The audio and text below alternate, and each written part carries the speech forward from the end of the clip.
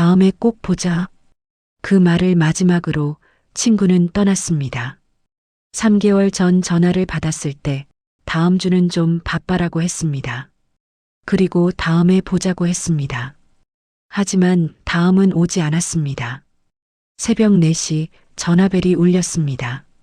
미경이가 어제 갑자기 장례식장에서 영정 사진을 보며 깨달았습니다. 50년 우정이 다음에라는 말 한마디로 끝났다는 것을. 통장에는 돈이 있었습니다. 시간도 있었습니다. 하지만 함께 웃을 사람은 이미 사라지고 있었습니다. 오늘 이야기는 돈을 함부로 쓰라는 게 아닙니다.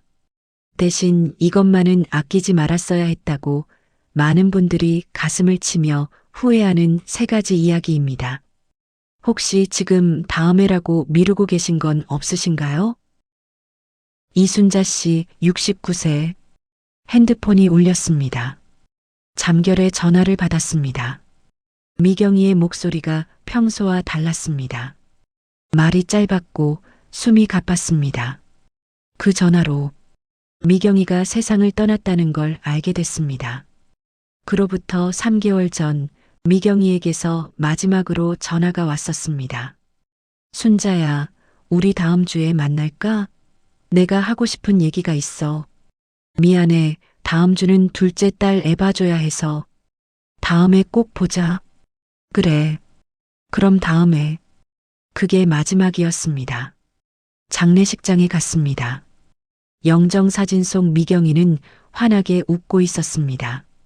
미경이의 딸이 조심스럽게 말했습니다. 엄마가 그러더래요. 순자 언니랑 제주도 가고 싶다고. 학창시절에 같이 가자고 약속했었다고. 이순자 씨는 기억했습니다.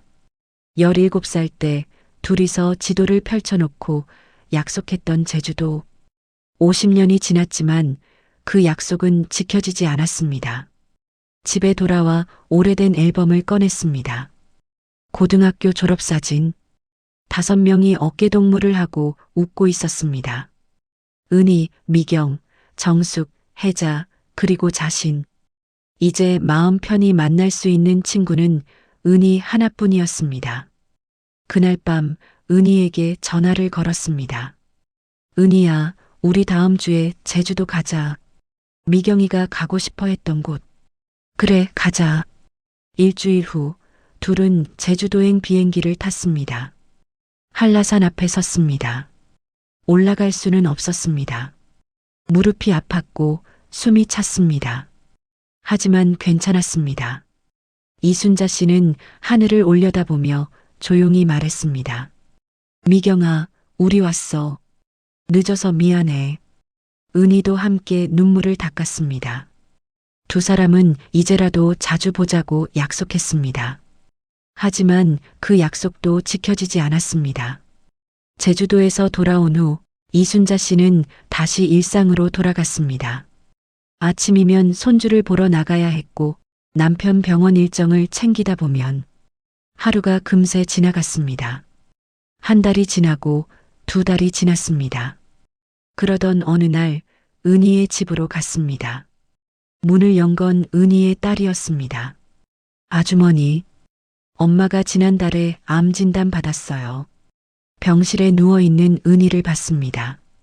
머리카락이 많이 빠져 있었습니다. 두 사람은 손을 잡고 한참을 말없이 울었습니다. 이순자 씨는 매일 병원에 갔습니다. 이제는 미루지 않았습니다. 어느 날 은희가 조용히 말했습니다. 순자야, 나 후회되는 거 있어. 우리 왜 이렇게 늦게 만났을까? 이순자 씨는 대답할 수 없었습니다. 두 사람은 슬프게 웃었습니다. 요즘 이순자 씨는 핸드폰의 연락처를 자주 들여다봅니다. 미경, 은희, 정숙, 혜자. 사람은 언제까지나 있는 줄 알았습니다. 전화 한 통이면 언제든 만날 수 있는 줄 알았습니다. 하지만 아니었습니다. 다음에, 나중에, 시간 나면. 그 말을 하는 사이에 사람은 멀어지고 아프고 떠났습니다. 어제 옛 직장 동료에게서 연락이 왔습니다. 순자 씨, 우리 다음 주에 점심 먹을까요?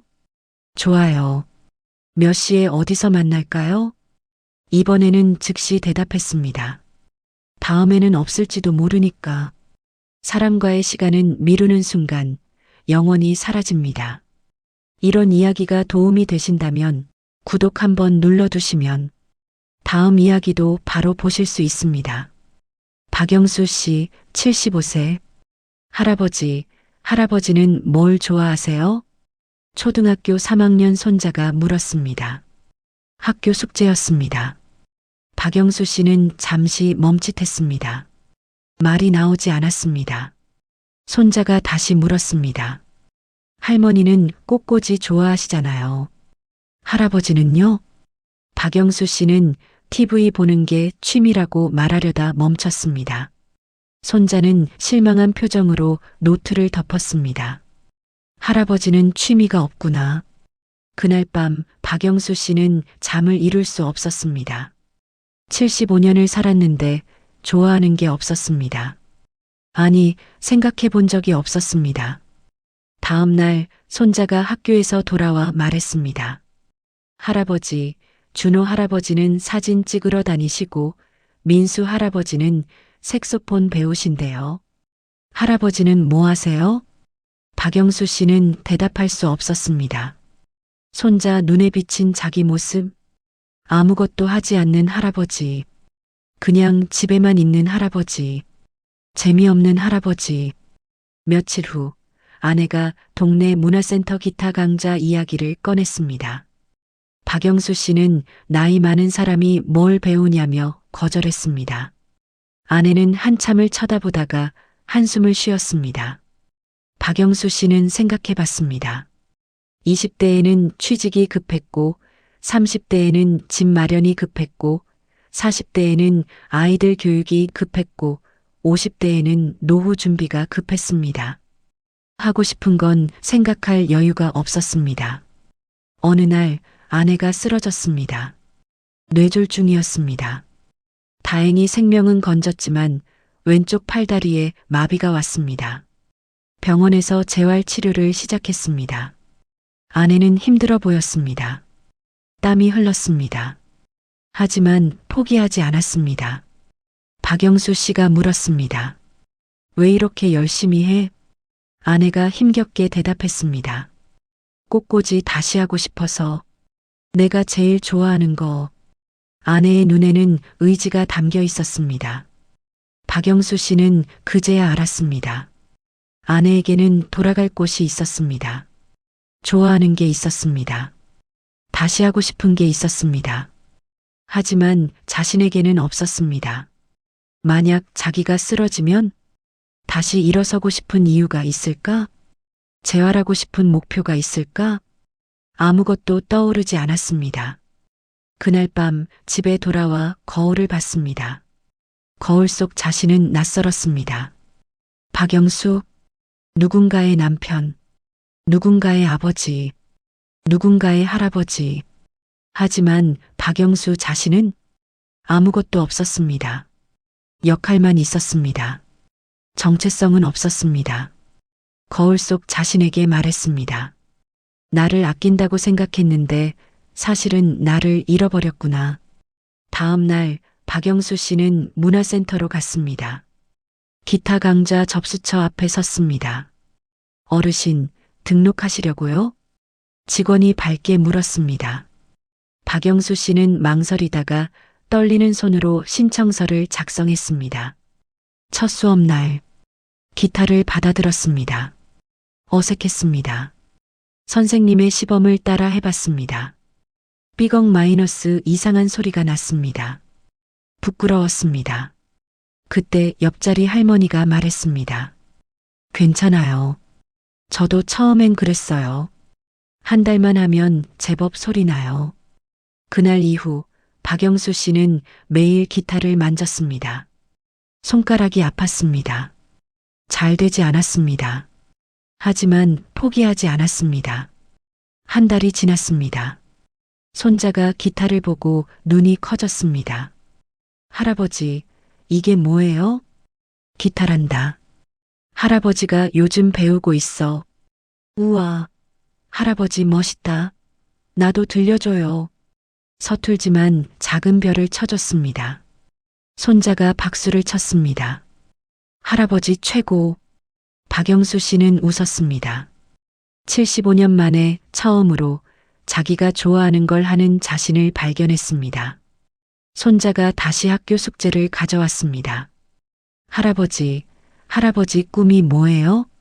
박영수 씨는 웃으며 대답했습니다. 할아버지 꿈은 손자 앞에서 노래 한 곡 제대로 쳐주는 거란다. 우와, 할아버지 파이팅! 병원에서 아내가 표정이 밝아졌다고 말했습니다. 박영수 씨가 대답했습니다. 응, 나 요즘 나를 찾았어. 75년 만에 처음으로 내가 뭘 좋아하는 사람인지 알게 됐어. 아내가 미소를 지었습니다. 다행이네요. 나도 빨리 나와서 당신 기타 연주 들어야겠어요. 그래, 기다려. 잘 배워서 들려줄게. 박영수 씨는 처음 알았습니다. 자기 자신을 위해 시간을 쓴다는 게 이렇게 행복한 건지. 자기 자신에게 쓰지 않은 시간은 노후의 공허로 남습니다. 김정호 씨, 72세. 그는 평생 계획적으로 살아온 사람이었습니다. 통장은 늘 정리돼 있었고 쓸 돈과 모을 돈이 칼같이 나뉘어 있었습니다. 여행? 나중에 가면 되지. 지금 뭐하러 가? 친구들이 제주도 간다고 하면 그렇게 말했습니다. 회사 동료들이 등산 모임 가자고 해도 웃으며 거절했습니다. 은퇴하고 시간 많을 때 가면 되지. 지금은 돈도 아깝고.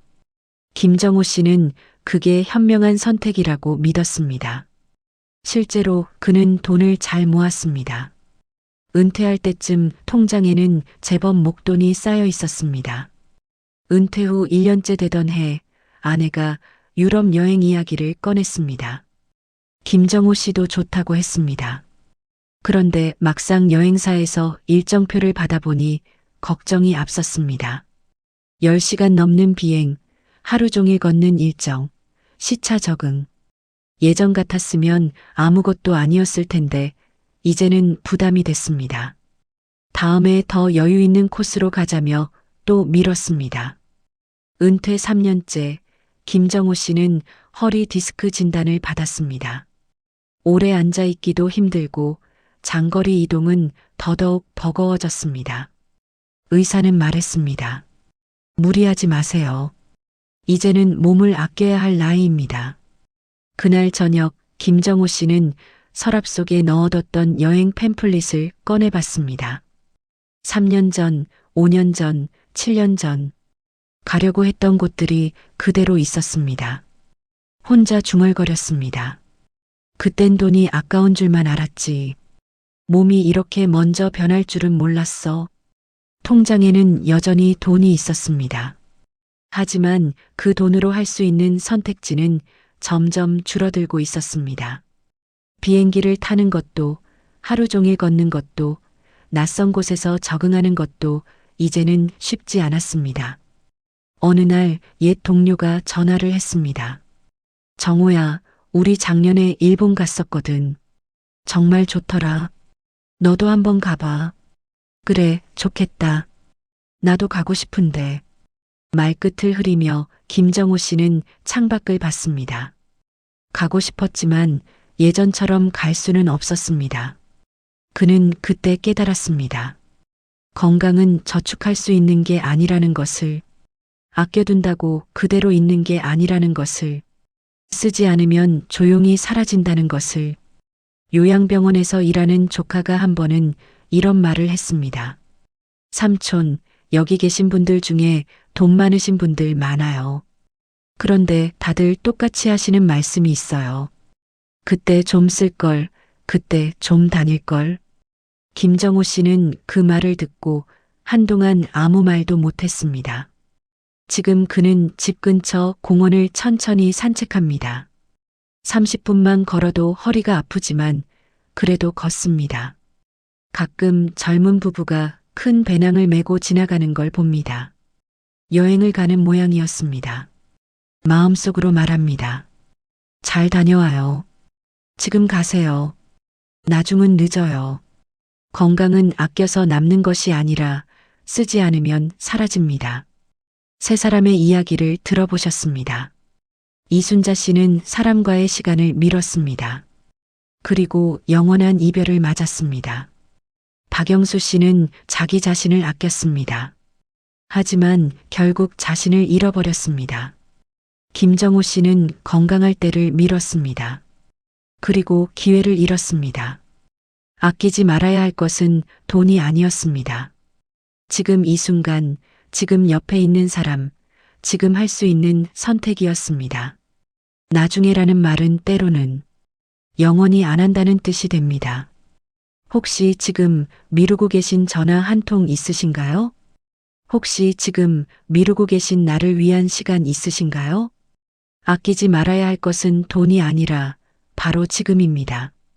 여러분은 요즘 누구와의 시간을 미루고 계신가요? 댓글로 남겨주시고 오늘 영상이 도움이 되셨다면 구독과 좋아요로 응원해주세요. 여러분의 소중한 노후를 위한 이야기 제가 계속 전해드리겠습니다. 감사합니다.